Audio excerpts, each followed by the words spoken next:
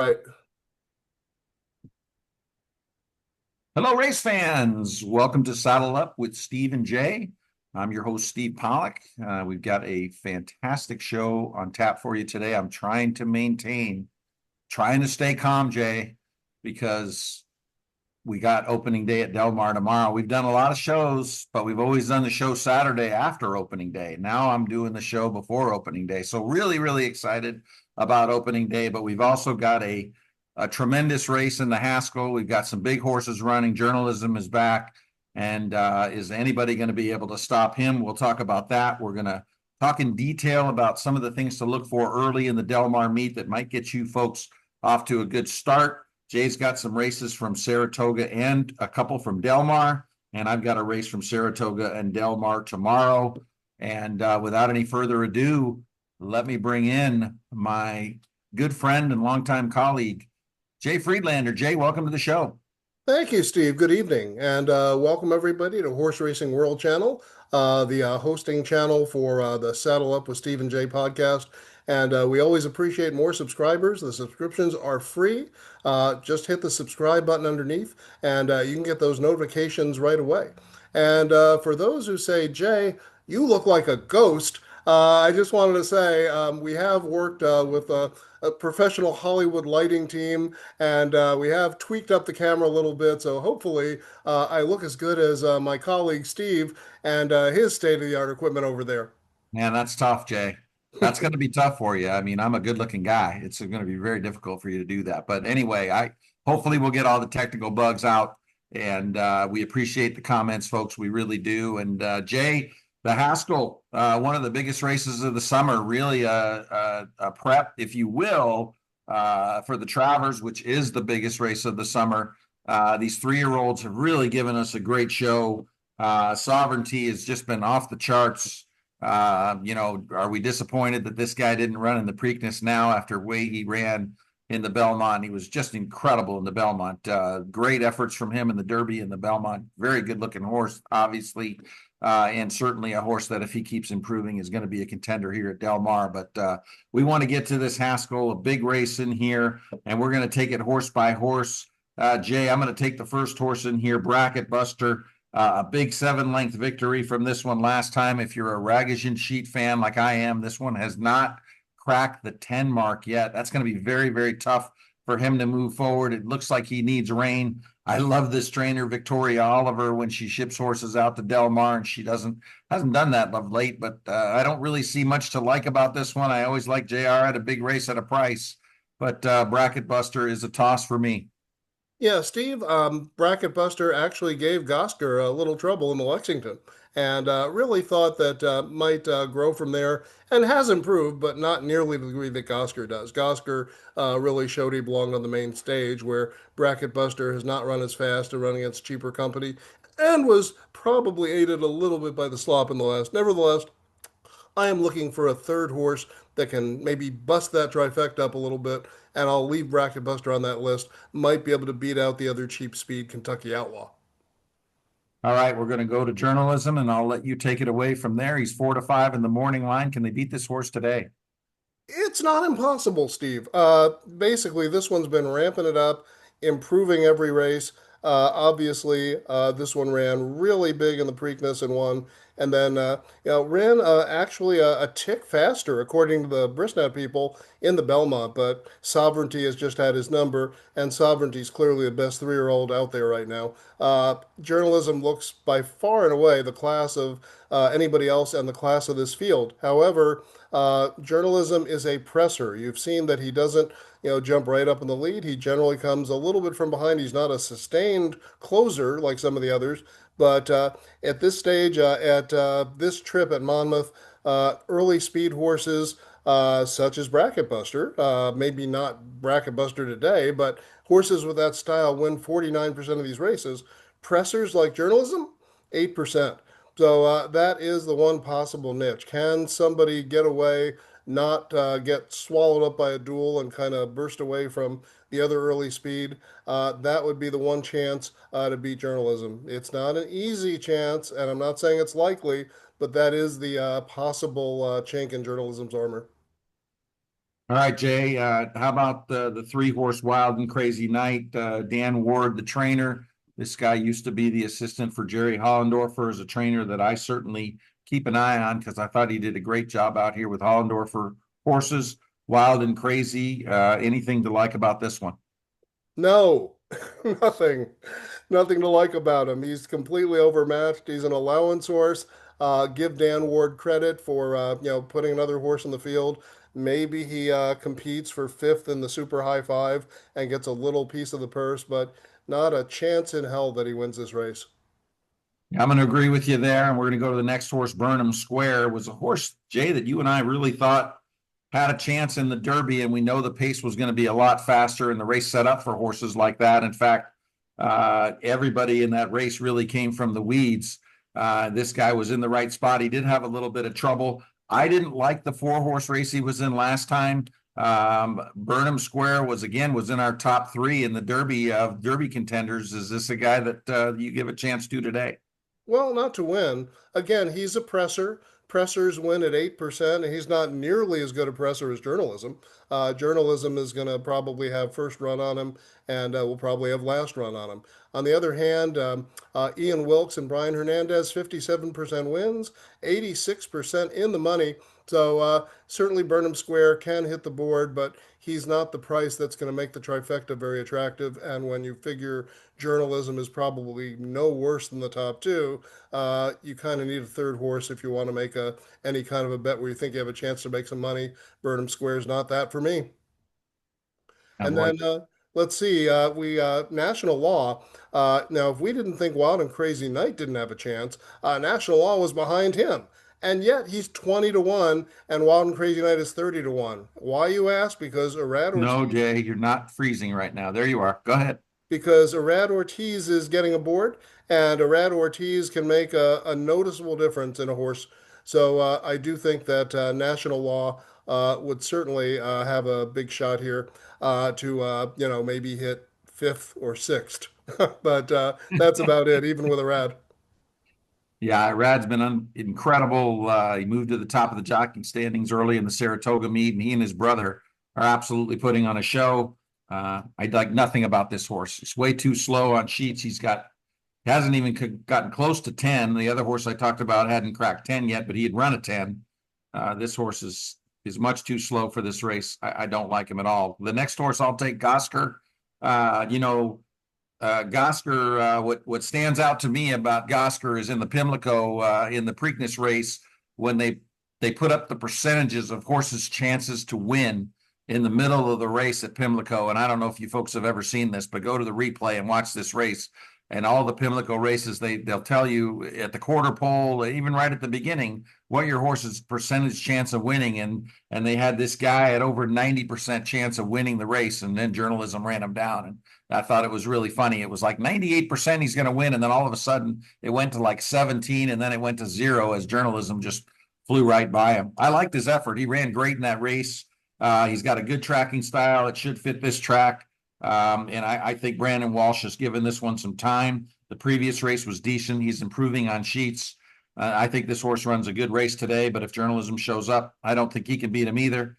Gosker is a contender, though, in this race. Yeah, Gosker is, for me, the primary challenger to journalism. Actually opened up by 5 lengths on him in the Preakness when they were saying he had a 98% chance to win. Okay, that was a little far-fetched, but nevertheless, 5 lengths on journalism is 5 lengths. I think Oscar's a real legitimate contender in here, and I give him a solid shot. In fact, maybe the only shot to beat journalism. Well, I mean, he was 5 lengths in front because journalism almost was at a standstill. He was in so much trouble. And maybe he put himself in the own trouble. I still can't believe that ride. That was not a great ride from Rispoli there, but maybe he will do that again in here. But Kentucky Outlaw is a speed horse. I just don't see this horse having a chance. He's a pace player at best. Another horse that hasn't cracked 10 on the sheets. Looks really overmatched in here.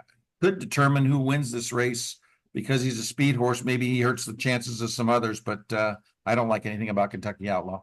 Yeah, I think Kentucky Outlaw is going to fight it out with Bracket Buster for that very early lead before somebody else overtakes them. And I think one of them is going to get away. I like Bracket Buster a little better.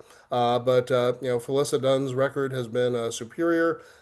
She's got 43% wins with beaten favorites, and this one was actually the favorite last time. All right, Uh, Jay is frozen in time. There you are. Go ahead, Jay.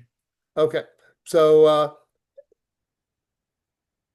anyway, I would have to say that Kentucky Outlaw is probably an early factor and then will not be a late factor. All right, we'll go to goal oriented, the last horse, and I will tell you this that I thought this horse ran a big race for Baffert in his first start, and I really thought this horse was going to be something. I did pick him in his next race.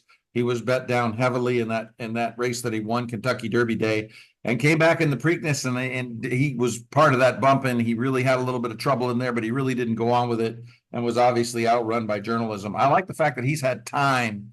I think he'll bounce back. He's got great works. Baffert does well in this race, but boy, oh boy, are we talking the chalk race for me? But I think this is a horse that could be any kind.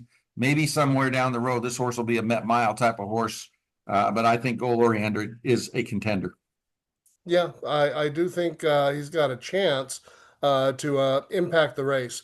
I don't think, however, that considering he was well behind Journalism Gosker at the end, I don't know that he's got a chance to win the race. This is a Baffert. You never throw Bob out.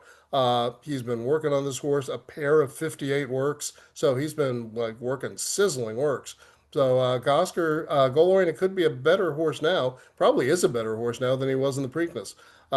So I have to think the only way this one's got a shot is to go to the front, and I think that's where Flavian's going to put him. And I think he's going to try to wrestle that early lead from Bracket Buster and Kentucky Outlaw, and maybe he can do it. Golorian is certainly a factor, and maybe even a likely factor to hit the board. But at 4-1, I'm going to try to knock him off. I think he might sit today. I mean, if they go, I just don't know that there's any chance. The reason they would go is because this is such a speed favoring track. It's a very tricky situation for that horse. I know Pratt likes to sit. You might be right on this one. I'm not sure. I don't know if there's any way of really being 100% confident in this one, but this is a very nice horse, and I think somewhere down the road, maybe not today, this horse will be heard from. Okay. Top three time? Top three time. Why don't you fire it away? One, two, three. All right. My third horse is going to be Bracket Buster. I like the fact that Bracket Buster's kind of race over the track. Like that he drew off and won by 7 lengths. And I like that he's 10-1. I'll be honest. I go for the price anytime. Journalism is actually my second favorite horse. That pace pressing style here, the 8% wins, that's enough of a chink in the armor for me to try to beat him. And he's certainly a great horse. He's not an unbeatable horse, as Sovereignty's shown, and therefore there can only be one horse that really's got a shot here, and that's Gosker. And Gosker at 9-2 is a decent shot on the win end. Opened up and led by 5 until Journalism got out of that trouble and then ran him down. But nevertheless, that was a giant leap forward for Gosker, and I think he's got more upside Jay in is him. frozen in time again. There you are, Jay. You came Go- out of it. Gosker Go ahead, upside. Jay. And Steve, what do you think? The top three in here for me are chalk. I've got goal oriented. The third horse, I think this horse someday down the road will be a good horse. I've got Gosker. The sixth horse is the second horse. And Jay, this is just an unbearable race to try to bet because I think journalism is going to be super tough. And when you see a favorite race like this, I think these are races that as a horse player you have to watch. But I tell you what, I'm going to break even on this race because I don't really see me pulling out any money. I mean, I would need wildly different odds than what they are, and I think the odds on journalism are going to go down. And I'm certainly not betting him, but I would need much higher odds on some of these other horses to try to beat him. So it is a pass for me, but I've got journalism over Gosker over goal oriented. Very good. Hey, I just want to mention to all the viewers, while the camera attention is much better and that's been fixed, having some minor internet problems on my end, we're just going to try to bear through it. We'll stop mentioning it unless we just completely freeze up, and we'll hopefully get through the show. And if it continues, my internet's been fine all week. It had to act up right now. So if there's a problem next time, I'll get Spectrum out here. But we are going to try to put the best show together for the rest of this that technology will allow. We are, Jay. We are. And we're going to get to Del Mar now.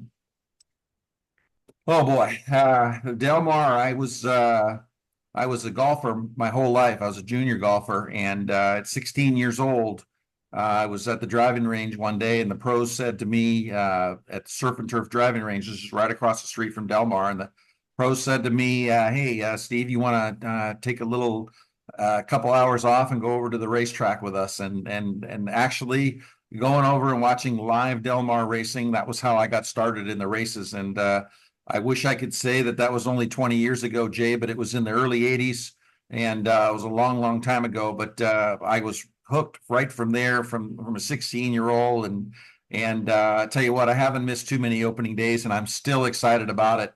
40 some odd years later, it's been just an absolute thrill for me to become such a Del Mar lover as I am. But there's a couple of things I want to go over. I want to talk about all four different races that we have here. We have a dirt sprints. Obviously, we have dirt sprints. We have turf sprints, and we have dirt routes, and we have turf routes. And I have one thing I want to talk about, maybe a couple in each of these different distances that you can really look at. And we're going to start out with dirt sprints, Jay.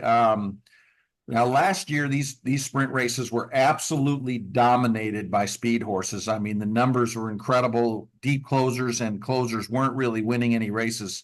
The first week of when they came here for Breeders' Cup, there were some closers that won. When we got to the fall meet, and I heard some people say it's a different track every fall, then the rest of the meet was completely dominated, and the numbers came back to exactly the same. Where 80% of the sprint races were being won by horses that were up close. That's not the norm for Del Mar. So one of the things I can tell you as to watching these sprints is to make sure that you're keeping a close eye out. I think it's a very important to keep track every day, and then not lock yourself in that the track's going to play that way, because this is a track that does vary. Here's one thing I will say, and this is something you and I have talked about a couple of times, Jay, a book that you and I read a number of our years back in our handicapping, and it's a book by Tom Brohammer called Modern Pace Handicapping, and Mr. Brohammer talked about turn time, and turn time is that half fraction where you can picture going into the turn is where that is in a 6 furlong race at Del Mar, and a 6.5 and a 7, and of course they run the 5.5s there too.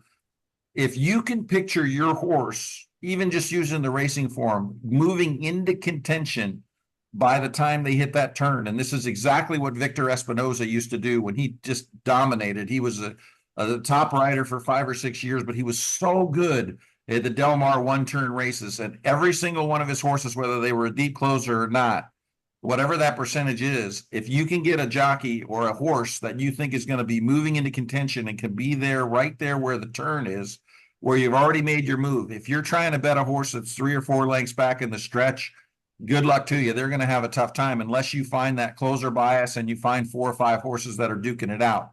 But if you have a horse that with the turn time can be into contention when they go into that turn, you're going to have good success. Yeah, absolutely. I'll talk a little bit about Tom. He was part of a group that was led by a gentleman named Dr. Howard Sarton. And these were state of the art handicappers at their time.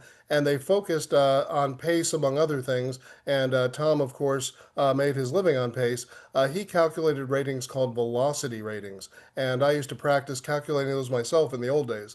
And now, because you'll find those ratings at Jay, sites you're frozen again. There you at go. at sites like Brisnet. Basically, so what'll happen is the turn time is generally going to be, as you mentioned, the halfway call.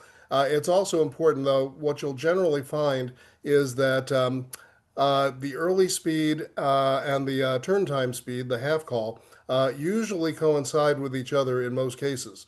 But if you have a horse that does not break well and doesn't get off well, the turn time can still be great, but he might be too far behind and have too much to do to make up the time. But yeah, I agree. As long as you get position early, turn time's a huge factor here. The other thing the Sarton group focused on was they would bet 2 horses in a race. And That was kind of an important factor then. The problem with that now is that with especially not with Del Mar so much because we get these big juicy fields that we like to sink our teeth into, and especially Saratoga.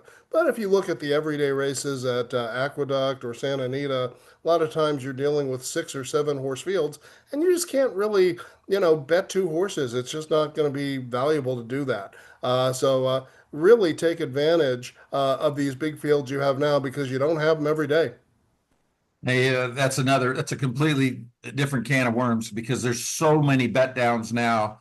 It is really difficult enough to find one horse and key it, much less playing two. You've got to really make sure you got two value horses. I mean, in watching those bet downs, and that's something we're going to talk about a little bit later in the show too. But that makes it really difficult for me. Although having two horses in exotics or three horses in some exotics as keys certainly not a bad thing. I want to go to the route races.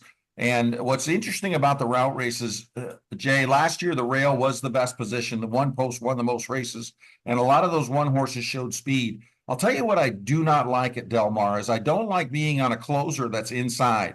And that's unusual because at Santa Anita, you come out from the 1 or 2 hole, and a lot of these racetracks, Saratoga, what have you, you come out 1 or 2. It's just not a bad place to close on. There are tracks that being on the inside in a route race is not a good spot. And one of them is Del Mar. Del Mar, it's better to be 10, 9, 8 if you're going to be closing. You just take back and then you just kind of casually move over. You do try to save some ground. But being on that inside, it's easy to get the shuffle, and it's real hard to stay glued to the rail and rally.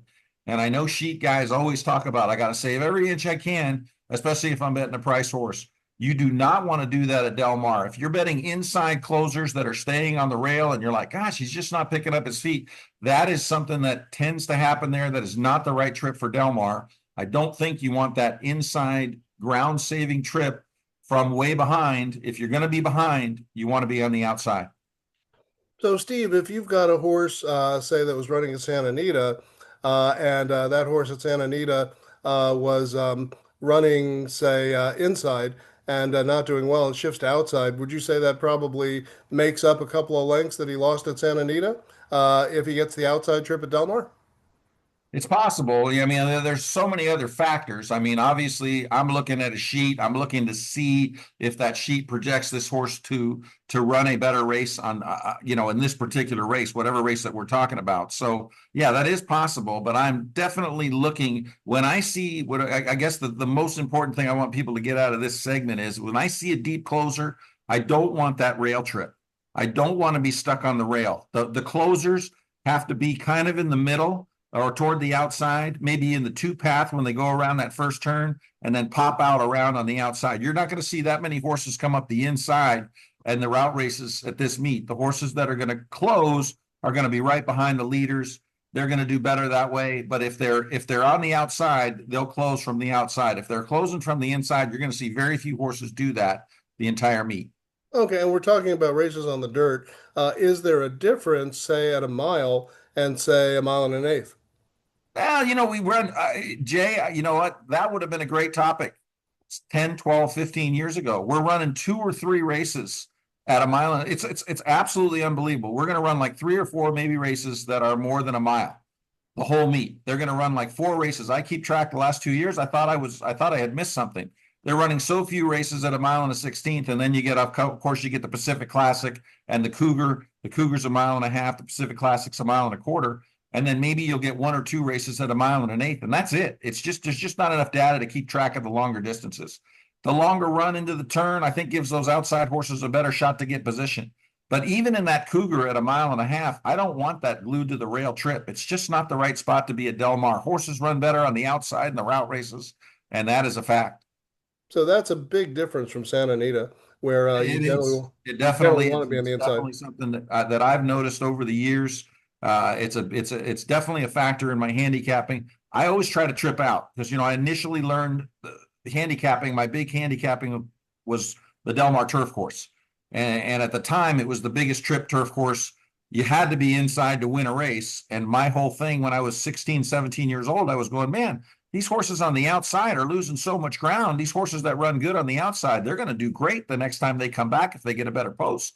That's how I started in this game, and I started being successful with that. So trips have always been very, very important to me.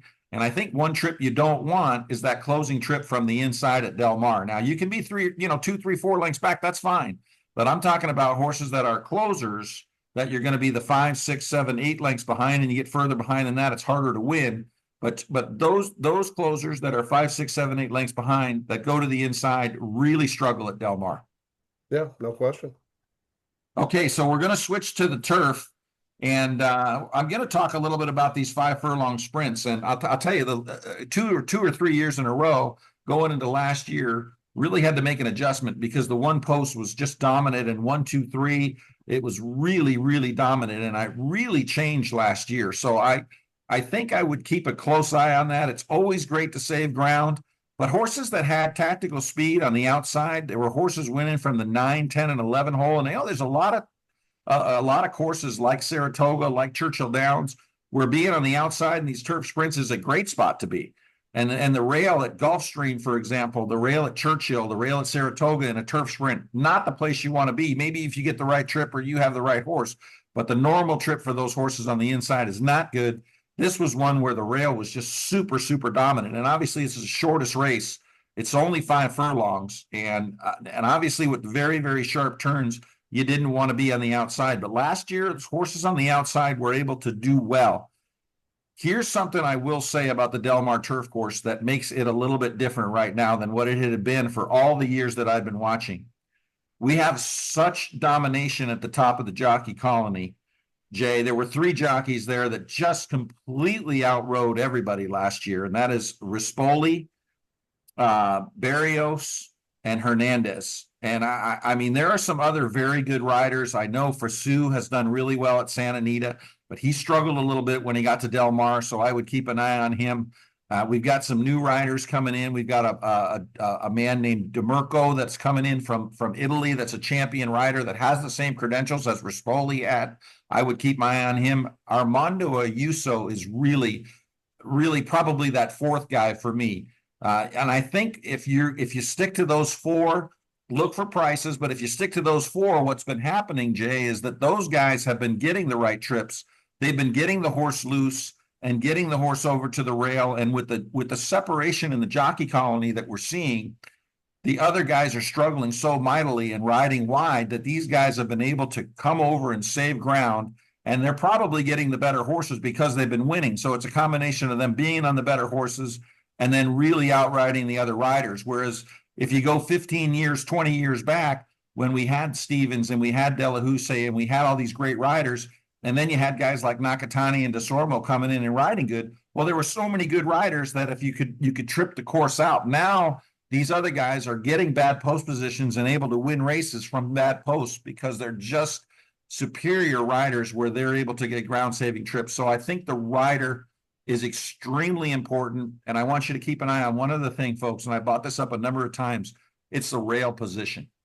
The position of the rails is very, very important. When you see the rail at 0, you want that ground saving trip. You want to have a horse that can be on the rail in the 2 path at the very worst. If you're betting 10s, 11s, and 12s, especially in races where there's not a ton of pace, where those horses can get to the inside, when they circle to the outside around that turn, they come wide at Del Mar, really, really have a tough time. The horse that wins is moving into contention around that far turn down on the inside or on the lead already on the inside. Being inside, very, very important. And that's what these good jockeys have been doing. They've been putting themselves in position. When the rails are out, Jay, some of these outside trips work a little bit better. And I've heard a lot of the announcers come on and say, boy, the further out the rail is, the more I want to be inside. And I'm completely the opposite of that. When the rail is at 30 at Del Mar, when the rail's in the 20s at Del Mar, it is really, really tough to be on the inside because there's no running room. That's why speed does better. Your speed percentages are going to go up because the turf course is going to get a little bit worn out as the meet goes on. That will help. But they'll also have more, the rails will be out more. They're going to start with the rails at 0 that first weekend. You'll probably have the rails out a little bit tomorrow on opening day. But when the stake races like the San Clemente start on Saturday, you're going to see the rails go to 0. And that is when you want that inside rail position. If you can find it, I mean, you're still finding the horse, but if you can get the right trip on that turf course, you're going to have success. So when the rails are at zero, that helps the speed more, and you want to look for more of the No, speed one, no. or it's When the the other rails way. are out, that helps the speed more. When the rail is at zero, there's more room on the inside for closers to come up the inside. When the rail is way out, those horses on the inside don't have the room. When they come around the turn and that rail's at 30 feet, they'll get bogged down on the inside, and the horses that swing wide have a much better chance. And because those are the ones that have the better chance, they're still running further. They're running a lot longer distance. And when those horses have a chance, that's how the speed gets away, because those horses are going further, because they're going to be the ones making the run. That inside gets bogged down so much. Now, if a guy will gamble, Nakatani, DeSormo, they used to do this all the time. Rail would be at 30, they'd still gamble. Sometimes they'd get through, but most of the time they wouldn't. And I'm not sure that they realized it, but I'd be like, hey, you might want to take this horse off the rail a little bit, because when that rail's at 30, it's unbelievable how those horses bunch up. And you will see a lot of horses when the rail's at 30 that will get absolutely bogged down around that turn and they won't make it out. And there'll be good bets next time out. A lot of the times coming out against the same horses, but they will not get through. Yeah, Steve, and you pointed out Christian Namuro.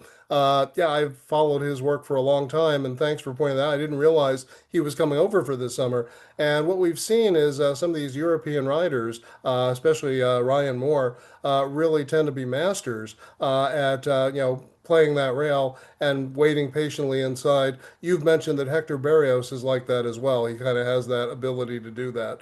And obviously Flavian does, but we only get Flavian part-time these days. Right. So, yeah, I'll really be looking forward to seeing what Demuro can see. I'll add one more name to your list. He's not a turf specialist, but he's well versed on turf or dirt, and that's Ruben Silvera. He's coming in from Parks, and he's been the leading rider at Parks multiple times. He's decided to take a shot at the big time here, and really looking to see what Ruben can do. This is a name that's going to fly under the radar because people on the West Coast just don't know who he is. So keep an eye out for Ruben Silvera and keep an eye out for Christian Demuro, who Steve pointed out. And I think there might be some generous prices coming our way.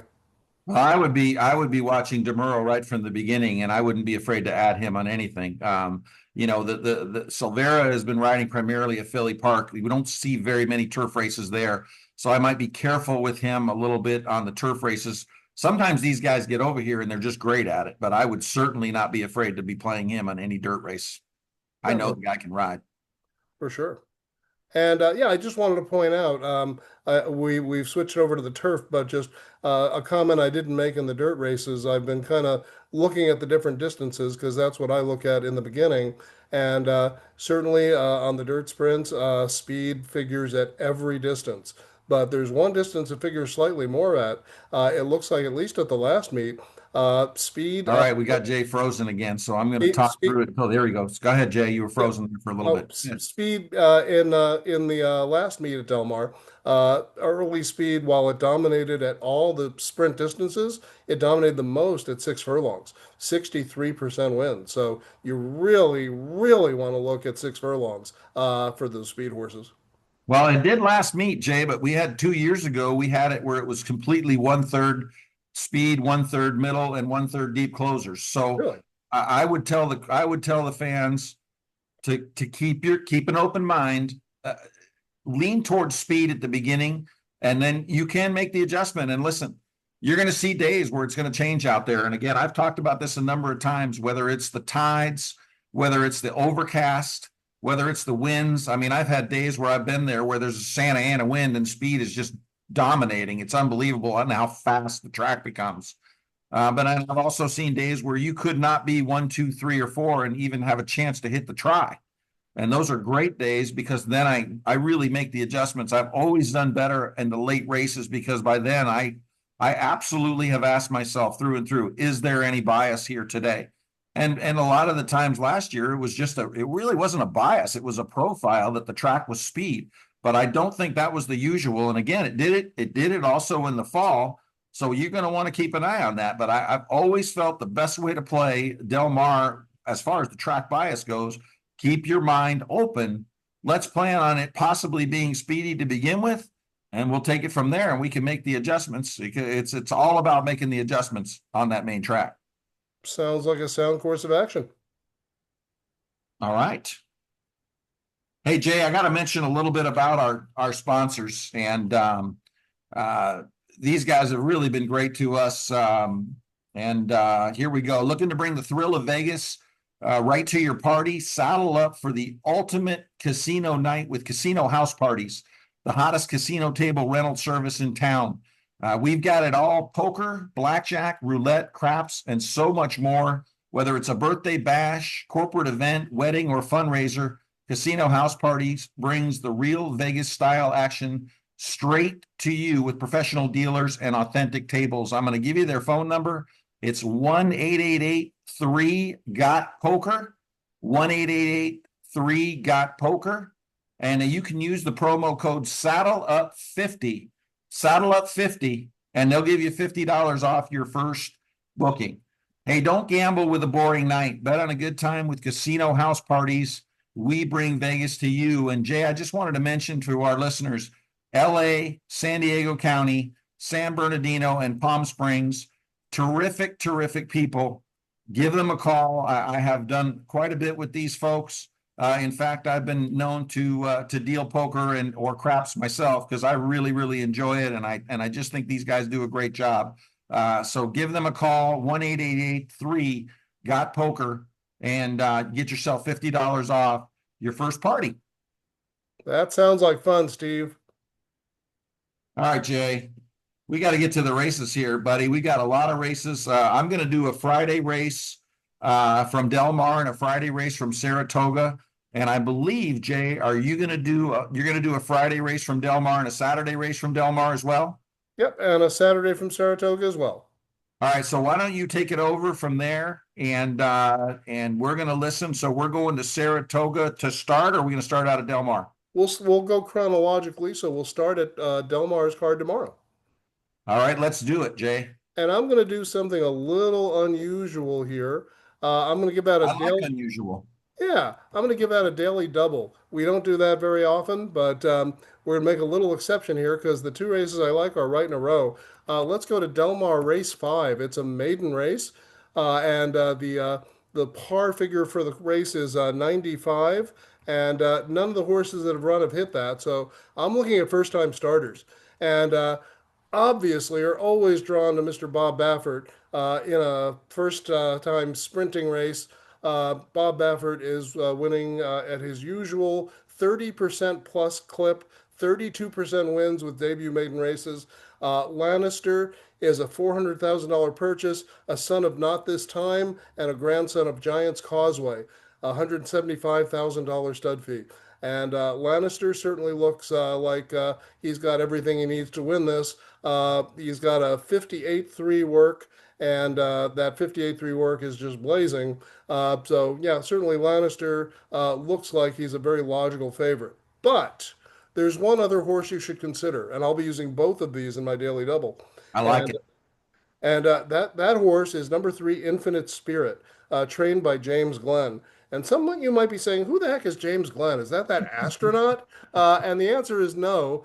James Glenn is a mixed breed trainer. He trains a lot of quarter horses at Los Alamitos, and but he also has his share of contending thoroughbreds. James Glenn, for some of you might remember this. This was a pick I gave out on the radio.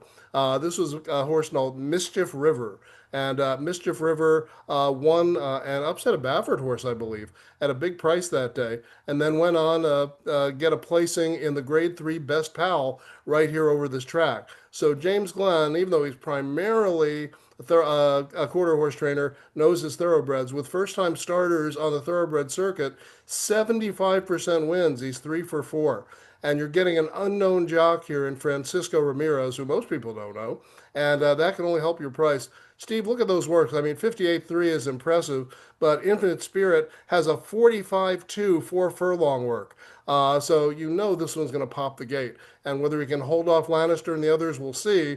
But at 8-1, Infinite Spirit could blow up that daily double, and there's a chance to knock off Lannister, I believe, with Infinite Spirit. So that's the first leg of the double in race 5.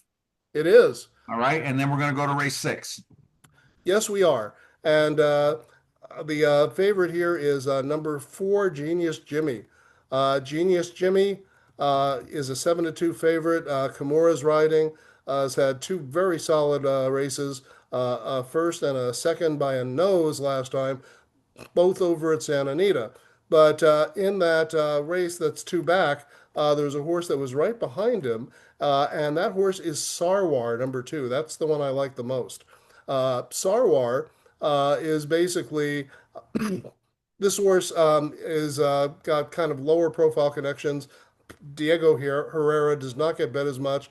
Leonard Powell is a very, very fine old school trainer. There Uh, is. th this one just ran a little bit out of room to Genius Jimmy going a mile, and then just finished ahead behind, going a mile and an eighth, and a rematch against him. That seemed to be longer than he wanted to go. I also think he bounced a little bit because it was second off the layoff. This is a mile and a 16th. It should be perfect. Sarwar loves Delmar. He's 3 for 4 here.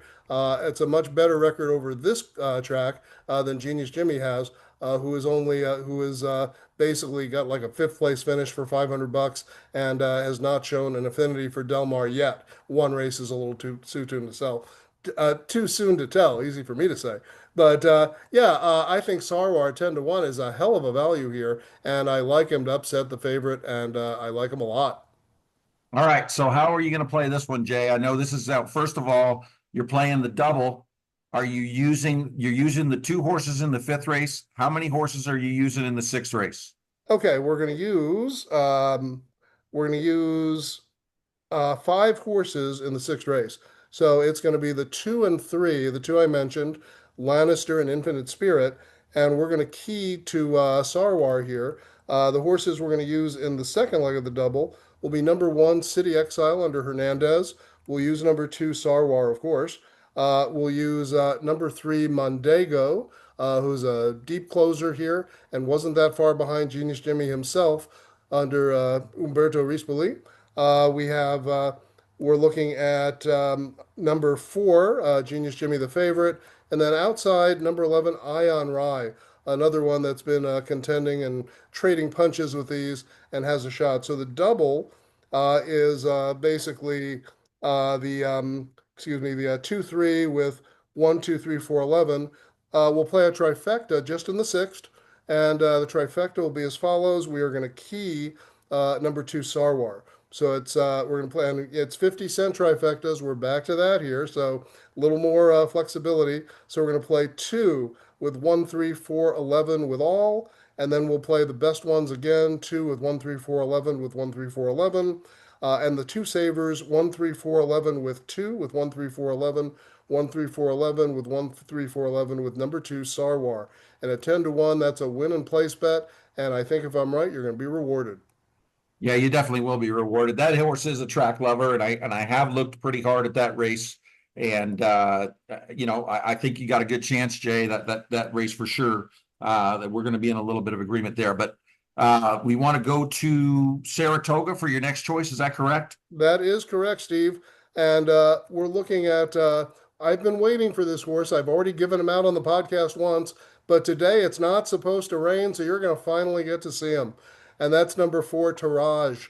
Taraj, as mentioned on a previous podcast, was doing very well. He was third in the Irish Derby trial behind Los Angeles, who's a Jay, I'm sorry, I'm lost here. What race are we on? oh, we're on race 8, Steve. And this is Friday or Saturday? This is on the Saturday Saratoga card. Okay, Saturday. Okay, got it. Okay, so All right. Taraj was third in the Irish Derby trial behind Los Angeles, who is world class, and it was This is the horse. Okay. and he's been facing some of the best horses in the world on the turf. I like the work pattern on this one. If you look at it, a lot of times these European horses just come over here. They don't work fast. They don't break as quickly as they do in America, and a lot of times until they get their legs under them, they're kind of plodding behind them, and they're usually not ready first time out. With Bill Mott, his horses on shipping to the U.S., he gets 28% wins. And look at those workouts, Steve. All Uh, right. So he ser- gets 28% wins, and I think you were frozen there for a little bit. Jay, are you back? I think so. Oh, And good. Go then ahead. those two 4 furlong works. Yeah, and yeah, I'm sorry if this is freezing a little bit. Hopefully, we'll catch up in a second. But yeah, there's a 48-1 and a 48-3 4 furlong work. for Taraj. So he really looks ready to fire, unlike a lot of your Europeans that normally don't. So All right. liking number four Taraj here, and we will play a trifecta as well. And the trifecta will be as follows. We're going to use the following horses in the try. We're going to use number two Greystone. We're going to use number three Lantharus, who is 12 to 1, coming from Michael Trombetta. We'll use number eight, and number eight is, excuse me, Il Siciliano. We use number nine, and that's Padiddle, who might go off as the default favorite here.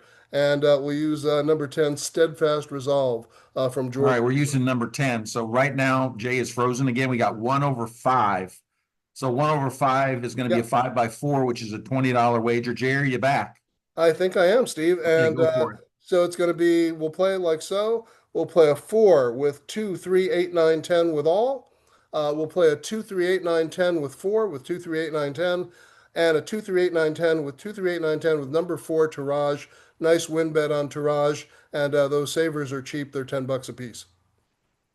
Okay, and then you had another race. Is that correct? There was another race that you wanted to give out. That was it tomorrow's Friday Uh, card? and that'll be on the Saturday card. And I do want to mention that there will be, with the Saratoga card, there will be a bonus You want to Haskell. mention that there will be, you're freezing again. There you go. Go ahead, Jay. Yeah, there will be a bonus late pick four from Monmouth with the Haskell, along with the Saratoga card. So that will be included at no extra charge. And then finally, we're going to look at Delmar and we're going to look at race nine here.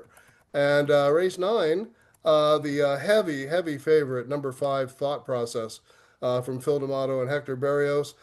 This horse won the Surfer Girl at Santa Anita, won the Juvenile Turf Fillies right here, and then didn't run as well in the Breeders' Cup Juvenile Turf. Nevertheless, proven turf form, 8 to 5. The one I like is down at the bottom.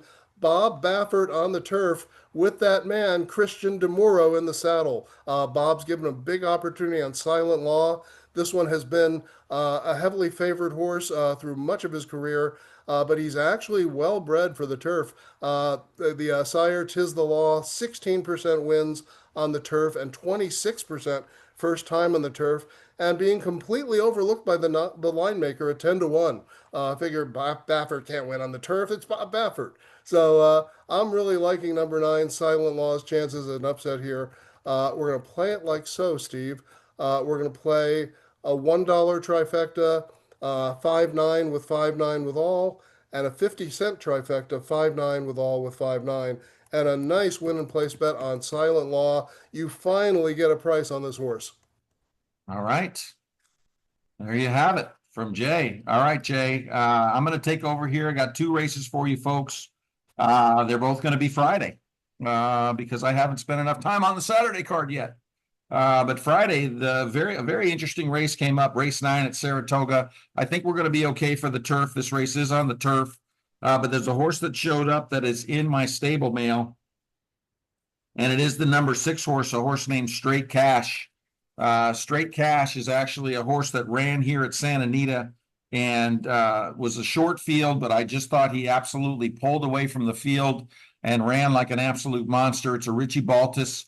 Was a Richie Baltas first time out, goes to Cherie DeVoe barn, 6 to 1 morning line. Jose Ortiz is taking over. This is another Tis the Law. Didn't even notice that it was the same sire as the one that you like. I just thought the race was impressive. I think this horse is going to be a really solid horse. I'm not afraid to bet a horse going from 6 furlongs off of this type of a layoff stretching out in here. I think Straight Cash is very live for a red hot Jose Ortiz. The speed of this race, though, is the 9 horse Hands of Time, and he's a big price here at 15 to 1. I thought this horse was getting better and better. I liked him on tape. His sheet is getting better and better. He's a little slower on numbers than the top horses, but I think he clears, and I think he's worth a bet in here. I'm going to bet both the 6 and the 9. That's Straight Cash, who is my top horse, and Hands of Time. I'm going to use the 1 Ashbury Park as the favorite for Pratt and Brown. I'm going to use the 5 Plensa, who's 8 to 1 in the morning line. And I'm also going to use the 11, 13 Colonies, who has a shot if you toss the horse's mud race at 20 to 1. I think this horse could be in the mix. So for me, I'm going to make it. I'm going to make the 1 win bet on Straight Cash. He's my top horse. If you want to make it simple there, I would just box the try with those five. It's a 1, 5, 6, 9, 11 box, 1, 5, 6, 9, 11. It's a $60 wager. If that's a little more than what you want to do, then what I would do is I would key the six, first and second with 1, 5, 9, 11. That'll cost you $24. But it's straight cash and the long shot hands of time in the ninth at Saratoga.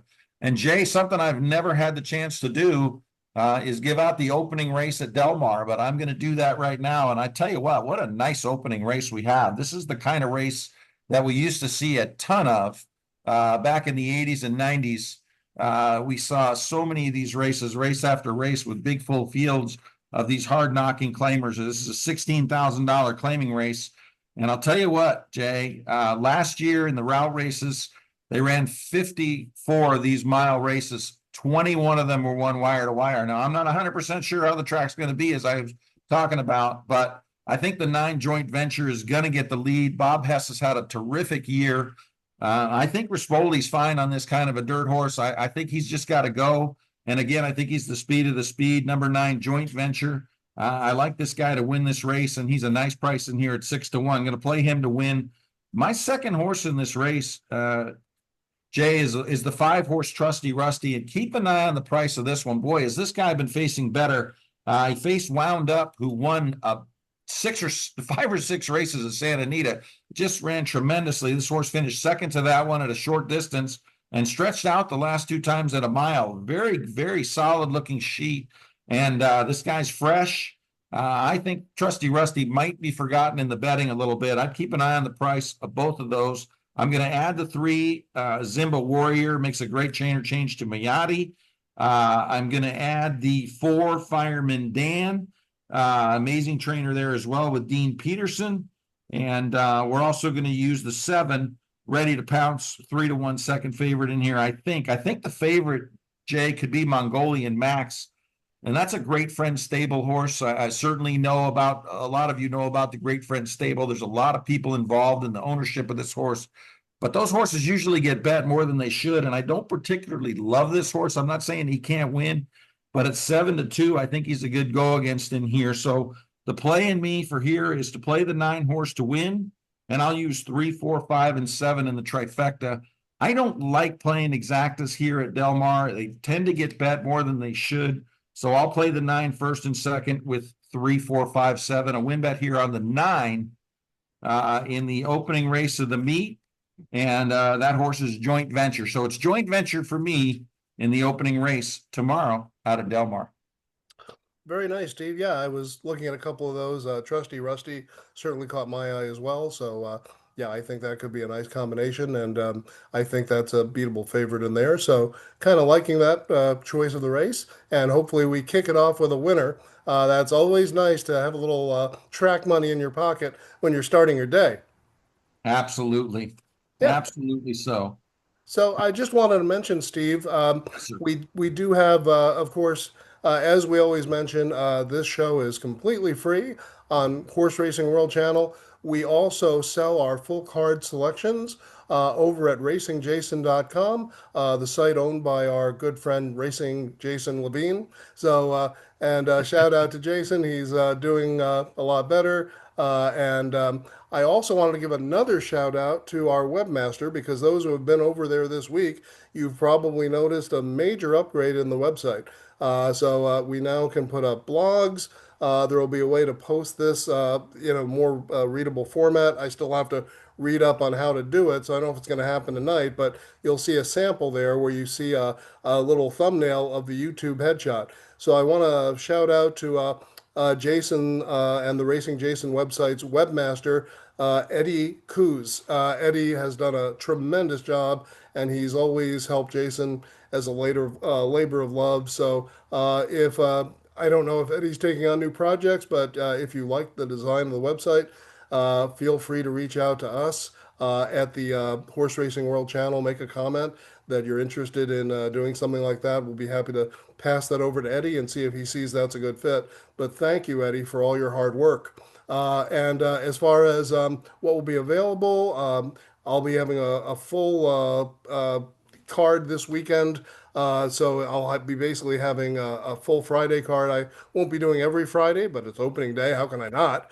And then I'll be doing both cards, both Del Mar and Saratoga on Saturday. And I will be resuming Sunday cards for the Del Mar meet.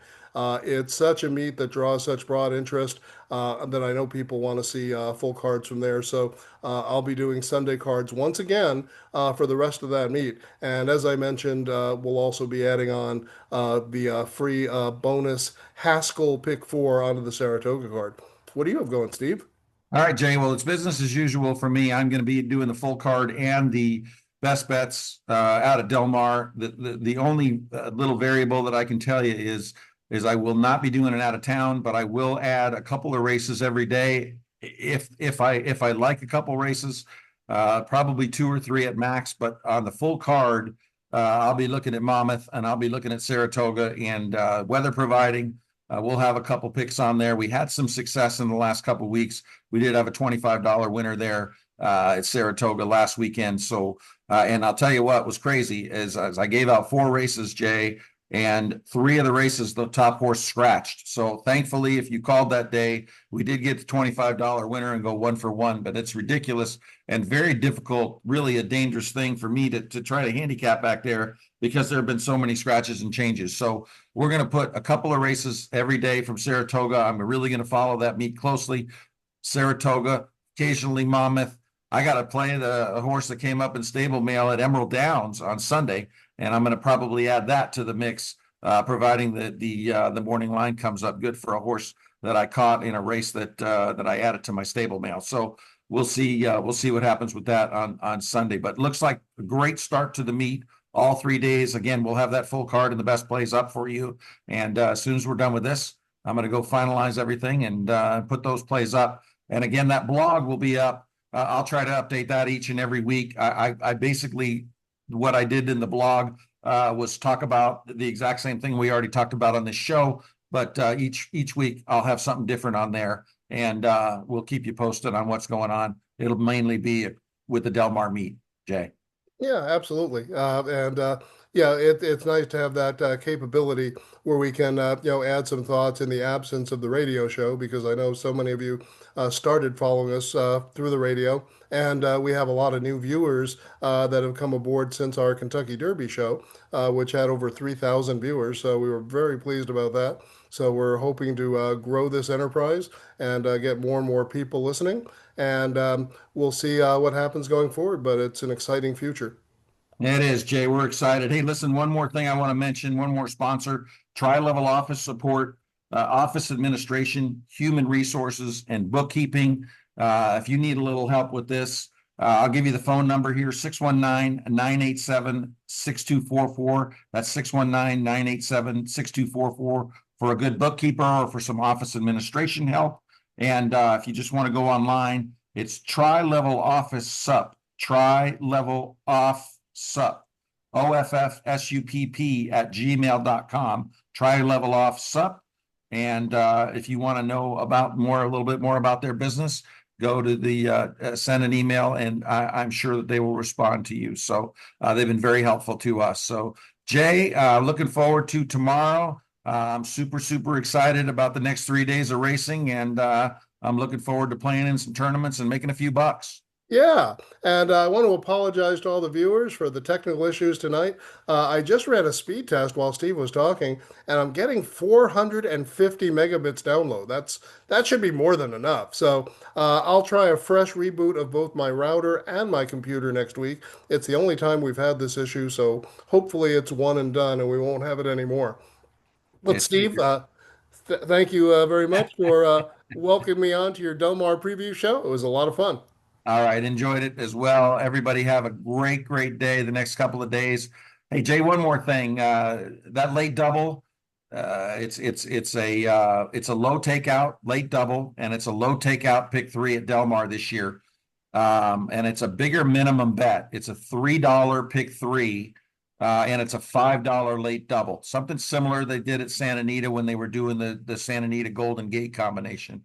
Jay, this is a terrific opportunity. I really think every player out there that has a bankroll under $2,000 a day, which is most of us, certainly me, included in there, and what I consider a small to medium sized bankroll, really should be looking at those plays every day. Lower takeout on 2 races and trying to bet straight at Del Mar. And I said I was going to talk about this earlier in the show. Very difficult because of the bet downs. And one of the ways around the bet downs is to play doubles and pick threes.